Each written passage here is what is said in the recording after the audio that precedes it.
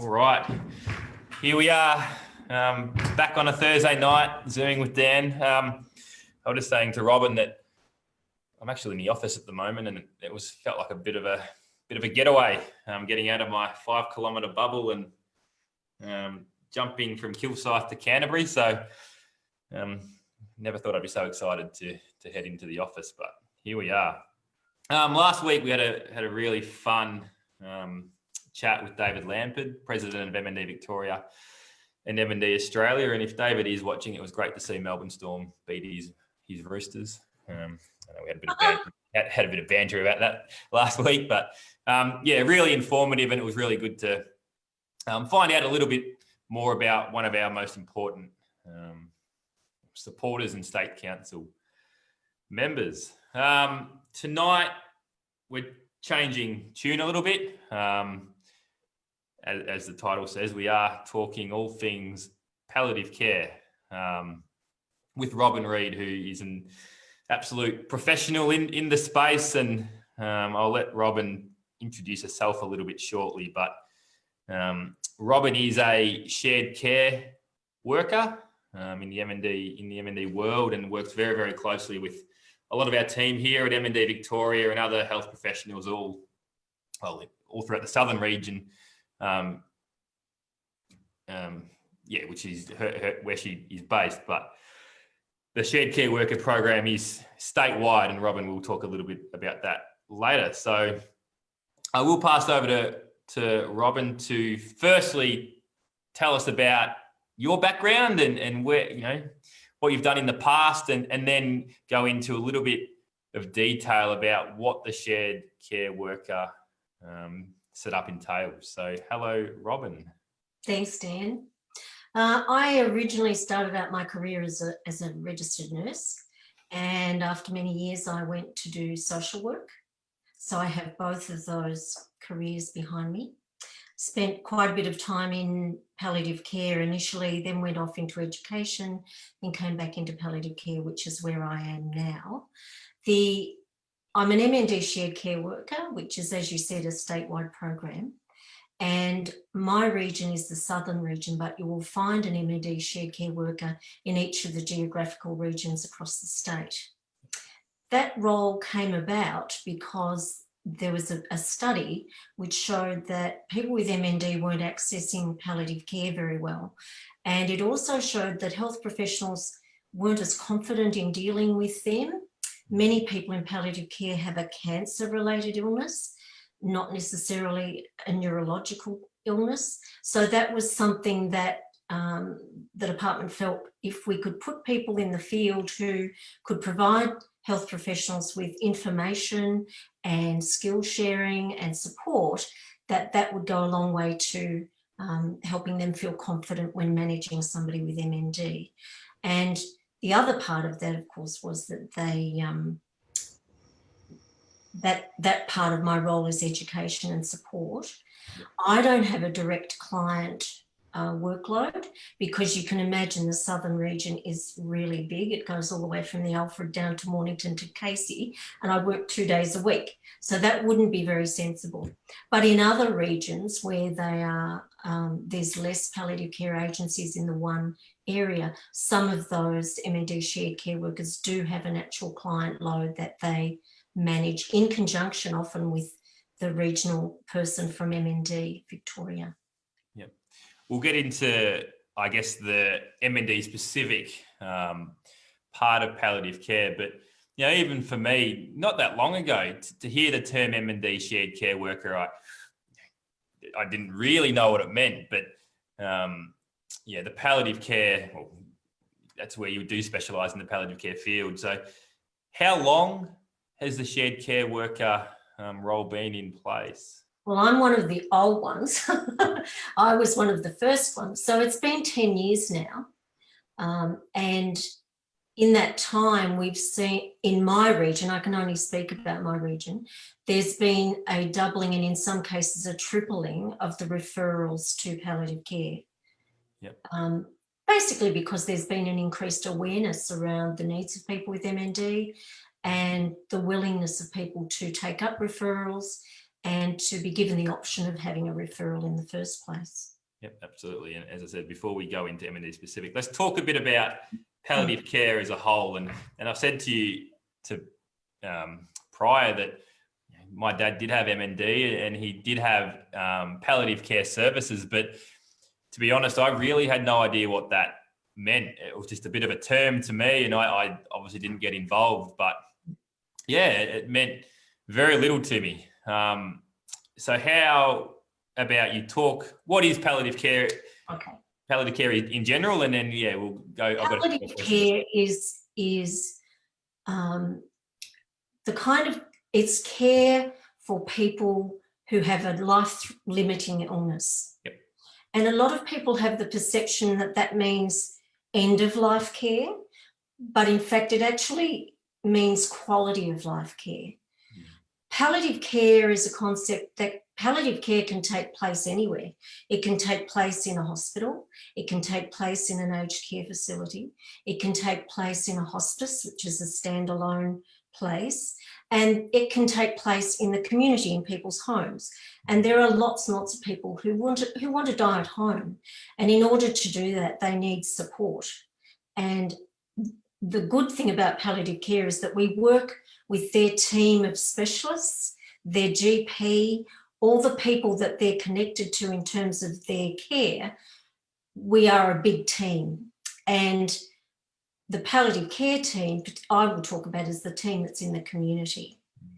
And that means that you get a multidisciplinary team of professionals, health professionals, who visit you in your home and work with you and your carers and your family and friends to help you to reach your goals, both the short-term ones, which might be as simple as I want to get to the footy next week, or as long-term as I want to get to my daughter's wedding, I want to be able to attend that ceremony, and it might be a few months off. So there might be a great deal of looking at what sort of symptoms the person has, what are their goals, what are their values, how do we respect that? And it's a working partnership between that person and all the people who love them and care for them, including their specialists and their medical people and the people from palliative care, to help them stay at home, which is what they really want to do.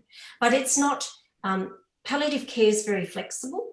So if people want to have palliative care for a while and then go into a hospice and then come out and have palliative care again in the community, they really can do that. There is a lot of flexibility. And I would certainly encourage carers to have discussions about what their options are for care, because it's a long haul and it can be very impactful on families and particularly on carers. So for them to be able to have a break every now and then means that they'll get through to the end of where they want to go. So it's important that they have access to financial assistance through funding, packages from the government or the NDIS. It's important that they have as much information and knowledge at their disposal in order to manage well. Yeah.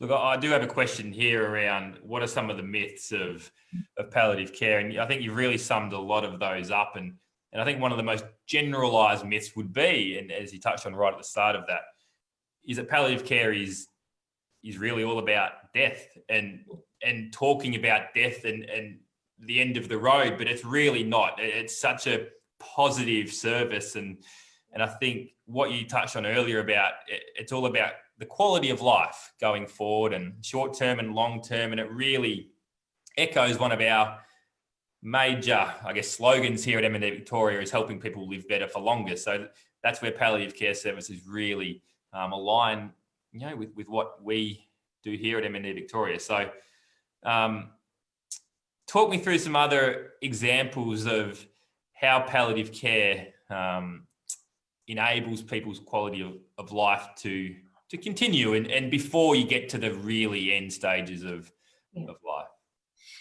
As you can imagine, when you get that diagnosis, it's incredibly shocking. It might mean that somebody's income is no longer coming into the household. It might mean that people need to look at what will the future look like for my family. So when you're in palliative care, people often hear about the medical side of things, the symptoms, pain, nausea, constipation, those sorts of symptoms. But really it's about the whole person and what they need to feel peaceful, to feel comfortable, to enjoy whatever time they have. And so there's a huge range of people in a palliative care service. Some agencies have art therapists, which, if you can imagine, your capacity to express yourself is impaired. So doing some art or being able to express that in a different way might be a really fabulous thing for people to have access to. Yep. So it's not just about pain and all those other kind of medical things.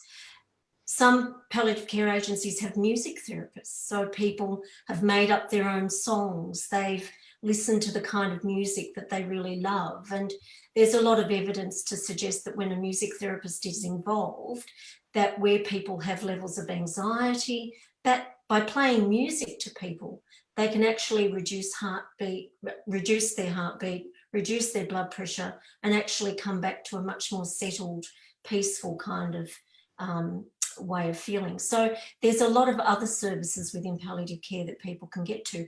There's also nurses and specialist doctors, of course. There's counsellors. So those people can help families navigate the tough stuff. Is there a will? What sorts of legal things do they need to think about? What sorts of decisions would they like to make about as they become more ill? Is there anything that's really important to them in terms of their values? So there's a wide team there that can really help people come to terms with the best outcomes for them according to what they need and what their values are. Such a holistic Yeah. program. And I know I've learned a lot. I'm learning stuff now, but I've learned a lot from you over the last couple of weeks. And going back again, I assume there's no real time limit that someone can access palliative care services, because you do get it.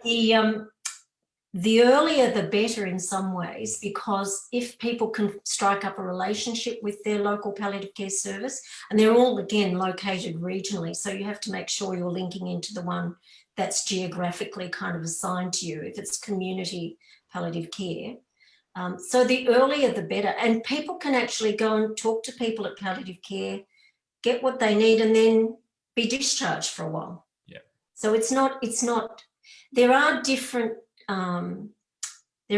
issues around the palliative care services in terms of how they manage their referrals and the sorts of waiting lists they might have. And of course, they have to take people who are more urgent and in greater need. So that might mean that if you just want to have a one-off chat with a counsellor, you might not get to do that immediately. But again, once you have that, you can make your own referral. So it's worth ringing them and having a chat and seeing if there's something that they might be able to help you with. Yeah, no, very, very important note, because as I said earlier, that with my limited knowledge back in the day, I guess I would have assumed, and I'm sure I'm not the only one, that the palliative care is something that you become involved with in the final week or month of life, and just to learn that there's so much more to the service is vital, and I really hope that a lot of people do get to find out more about the holistic. And the really important thing too, Dan, is that particularly with people with MND, if their speech is becoming affected, it's really important for them to be able to talk to somebody while they still can, while they can express what they need to express. And often people don't want to worry their families, or they don't want to really be vulnerable with the people they love, because they want to be strong and they want to make sure that they're okay. Yep. So it's great to have a place where you can just be yourself and say whatever you want to say, and know that that's going to be treated as a privilege and an honour for someone to hear what's really going on for someone. Yep, absolutely. Now, you've talked a little bit about MND specifics around palliative care, but how about you talk about your, I guess, relationship with some of us here, or some of the health professionals in the MND world, and what is specific to MND in a palliative care sense? You know, obviously you spoke about earlier that a lot of people recognise palliative care through other conditions like cancer and whatnot, but what's different with MND? Well, I think with MND, it's a very complex disease. And of course, nobody presents in exactly the same way as anyone else. So it's a fairly individualistic kind of disease. It's really important to have an understanding of where that person is up to from a clinical point of view and where that trajectory might be going down the track. So, for instance, you know, where is the spread? Where is the movement in that illness? So that health professionals can move in and make sure they can get all the things that person needs before they need them. But one of the issues for health professionals is that they want to charge ahead and, you know, get the ramps in and get all that equipment happening because they can see that need is going to come maybe quicker than that person might want it to come. Yeah. And sometimes OTs in the community have a waiting list and there's, you know, a 3-week wait for a ramp or something like that. So having timely interventions for someone with MND, while at the same time respecting their need to not go there yet, that can be a little source of kind of contention between the person who wants to get it done and the person who's not there yet emotionally or psychologically speaking. So that takes a lot of skill and it takes a lot of sensitivity to be with somebody who's constantly changing their clinical needs, which doesn't quite happen with somebody necessarily who's got, say, cancer or some other kind of disease. It's just this ongoing catch up of trying to get services and relevant things done for that person. So you need to have a really good understanding of motor neurone disease to be able to work effectively in that space. And I think that's my role, is to help people with education and give them good clinical overview of the sorts of issues that they might be confronted with in a palliative care setting, so that they can feel comfortable when they meet someone and be able to not be overwhelmed or know exactly where to go to get the resources, the services, or the person that they need to talk to. Yeah, very good. You did mention just before we went online that education sessions are a big part of what you do, and just having that expertise in the cross between MND and palliative care is really amazing. You work with a couple of our advisors. What does that work entail? You know, what sort of relationship do you have with Fran and Jenny? Yeah, because people with MND have such a big team of people attached to them. There's in our region, there's all the people at Bethlehem. Then there's the MND people in their team that they see regularly. Then there's the palliative care team as well. So sometimes the coordination between those three groups needs a bit of a tune-up. It's often really useful for me in a palliative care setting to say, let me give Jenny or Fran a ring, because there'll be an issue around a particular facet of their care. And I'll say, let me give Jenny or Fran a ring, and they'll be able to tell me whether Bethlehem knows about this, whether we're all on top of it, like we're all on the same page. And if not, maybe we can organise for them to ring into their next clinical appointment. And so we can share the problem solving with the whole team so that that issue gets dealt with really well and effectively. So sometimes it's just communicating with the team with a capital T, so that everybody's up to speed and able to find the best solution for whatever's going on. Yeah, no, we harp on about it a lot, but teamwork in the MND world is so important. There's so many different health professionals and different agencies involved in people living with MND. So teamwork, huge.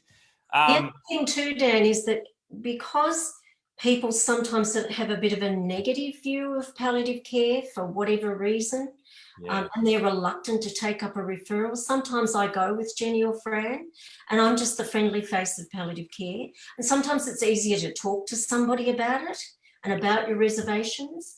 And it's just a hope that maybe in that chat, they'll feel more able to take up that referral and get all the benefits that come with that. Exactly. And that's a huge part of your role, to break down those walls, I guess, and really enlighten people to what it's all about, as you touched on earlier. Top up funding. Talk me Yes. through the importance and that program. Yeah. In the original study, there was a recognition that when there is somebody with MND in a unit or a setting, that person needs quite a bit of care. And in order not to disadvantage other patients in that unit, there was money available for inpatients so that they could bring in some extra staff and make sure everybody got the care that they needed. So there's inpatient top-up funding, which can be used however the person in that unit sees fit. So there was a man whose wife was about to have a baby with MND, and he had MND, and that money allowed a staff member or a nurse to go with him to the labour ward so that he could just be a dad having a new baby, because someone was there to care for him very specifically. Yeah. So that was a wonderful use of that funding. And people have, for instance, gone out to the theatre, gone on outings with somebody that can care for them, maybe a volunteer from a palliative care service. And I really want to talk about volunteers for a little bit, because they make it possible for the carers to have a break, to go and do their shopping or have their own medical appointments or their own counselling appointments, or just sit in the street and have a coffee uninterrupted. So they're able to sit with that person or be with that person while the carer has a break. Palliative care, some palliative care services also have a respite service. So there's actually the capacity for somebody to stay so that carer can get some extra sleep and things like that. So the other top-up funding that's available is a thing called community funding. And that's where there's $2,000 per financial year. And that's made available to people for quality of life issues. So that's whatever the person says it is. It's very flexible. It's not hard to apply for. Basically, it's just about whatever will make that person's life better. So it's been used for things like Foxtel services, because sometimes people are living in a different area of the house. They can't get back up the stairs to where the TV and all the stuff is. So that's been used to make a second TV and things downstairs, so that person has access to entertainment and the things that they really like to be involved in. Yeah. Sometimes it's been used to make a little shelter out in the backyard so that people can sit outside in shelter, out of the sun, and have some time, in their own backyard, but in a way that's comfortable and safe for them. But it might mean that some paths have to be put down, or, other things specially done so that they can have access to their backyard. So it's not a fixed thing. It's available once you've had 90 days consecutive time of being on the books of a palliative care agency, and then you can just access the money for the projects and things that you need to have a better quality of life. Yeah, such an amazing service, and as I say, it's often the little things that make a big difference. And I'm sure you won't mind me saying this, but great little segue into next week. Actually, we're chatting to Creighton, who has MND, and I had the pleasure of interviewing him next, about a fortnight ago for our AGM. Anyway, he was telling me all about the top-up funding he utilised, and he loves his classical music, and he got a sound bar just so he could listen to his favourite tunes or songs. I'm not a classical music fan, sorry, Creighton. But yeah, in the peace of his own home and in top quality. So just another example of how this funding can be utilised, and yeah, he loves it. So looking forward to chatting to Creighton next week. Right. That was really, really informative. We touched on earlier about there is the shared care worker program all across Victoria. You're obviously based in the southern region, but there are a few little differences region to region. But you want to talk about the program from a state level and the various locations, and what someone who might be umming and ahhing about involving palliative care, and what they should do from an MND point of view, and in terms of contacting a shared care worker in their region. Probably the best person to talk to is their regional advisor or support person from MND in the first instance. Yep. And they can then have a conversation with the MND shared care worker. Our role is primarily support and education rather than actual service delivery. But we certainly usually know what's available for people and have those contacts. And that's particularly important in a rural setting. And the people who work in country areas are often a lot more hands-on than people in the city, because there's a lot more services that we can plug in the city than there are in the country. So that's a much more hands-on, much more connected role in rural areas than it is in the city. Yeah, no, absolutely. And I just think it's such a great piece of knowledge that everyone, in the MND space, no one likes to get into the MND space, but there are some amazing professionals out there that can really help in not only palliative care, but all aspects of their health care plan. So, look. In terms of making a referral, if you have a chat with your doctor, your GP, your specialist, or even find out which palliative care service and make a phone call to them, they'll direct you as to whether that referral is appropriate for them and what you need to do to make that happen. And the more you can outline what it is that you actually need, the better that will be, because there is that pressure on resources. And so we need to know exactly what is the need, what is the urgency of that need, and what sorts of services do you need from that palliative care service. And that makes it a lot quicker and easier to get the referral done appropriately and well. Yeah, no, exactly. And yeah, just to be able to know that there are experts in MND in the palliative care space is really, really amazing. So probably a good place to leave it. Look, I've learned a lot tonight in this, the 27 minutes that we've been talking for. So yeah, thank you, Robyn. And pleasure. Such a, as I said, a topic that needs to get spoken about a little bit more, and the benefits of palliative care, as you've outlined, are phenomenal. So thank you again. And Pleasure, Dave. good night. Bye, Daniel.